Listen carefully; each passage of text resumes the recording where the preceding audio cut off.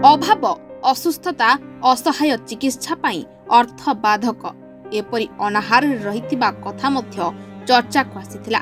शेष में 42 वर्ष बयस रोगशज्या पड़ी पड़ी जीवन कला महिलांकर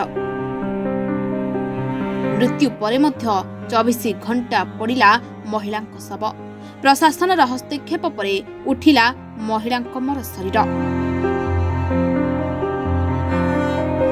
एभली दुखद घटना घटी कटक जिला निश्चित कोइली ब्लॉक नतकाई मुकुंदपुर ग्राम रे।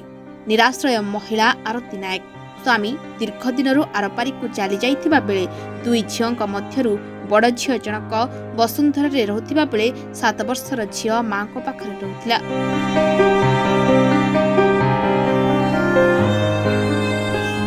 दीर्घ दिन आरती घरे रोगशज्या पड़ी रहुथिले मध्य कौनसी चिकित्सा सुविधा मिल पार नथिला।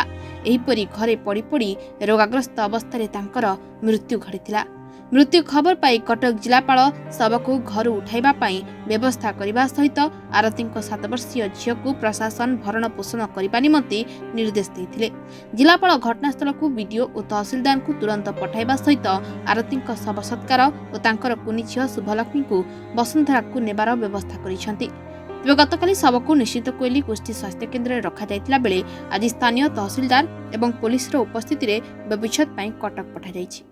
सुरेन्द्र स्वाई सी गोटे लोक आसिक बाहर रही बहुत दिन रहा पर स्वामी चलीगला ये तार मागी जाती चलूला आर दीटा झील दीटार गोटे झील से वसुंधरा अच्छी गोटे तार पुओ जन्म हो पुओ तेणु सी वसुंधरा 7 वर्ष झील पाखे था से मागी मुगिक चले आम शुणा कथा मागी मुगी चलला भितर से कौन देह खराब था नहीं केते जन मेडिकल नहीं जाते आनी पकईदे आउ कि तार बुझाबुझी किसी कले बुझाबुझी किसी न कर सी काली तार जीवन जाए सरपंच भी सहयोग करती आम जानते सरपंच भल लोक से सब बहुत प्रकार साहय सहानुभूति समस्त देखा।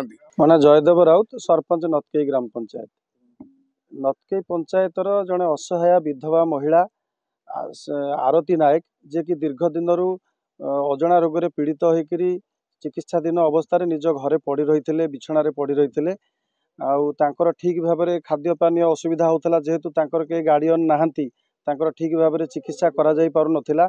यही बाबद आम ग्रामवासी माने मिलित भाव में जाकरी ब्लॉक प्रशासन को तहसीलदार को आईआईसी को अवगत कराइलु सीडीपीओ को अवगत कराइलु पाखे गोटे छोट 7 वर्षर झील रोते किंतु प्रशासन अवहेला कारण से लोकटी आज मृत्युवरण कले। यह आम अंचल अत्यंत गोटे दुखदायक घटना एवं से मृत्युवरण करने पर काली आम प्रशासन को से बाबद अवगत कराइलु।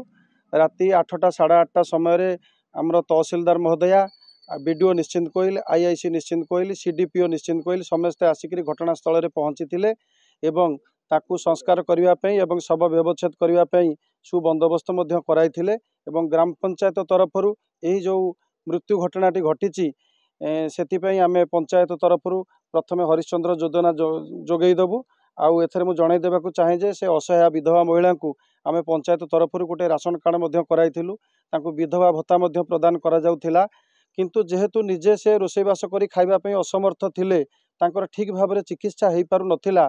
विजु स्वास्थ्य कल्याण कार्ड सुविधा थाई कौन दायित्व नापी लोक नथिबारु तांकर ठीक भाव में चिकित्सा करा जाई पारिला नाही सेथिपई से अनाहार रे मृत्युवरण कले।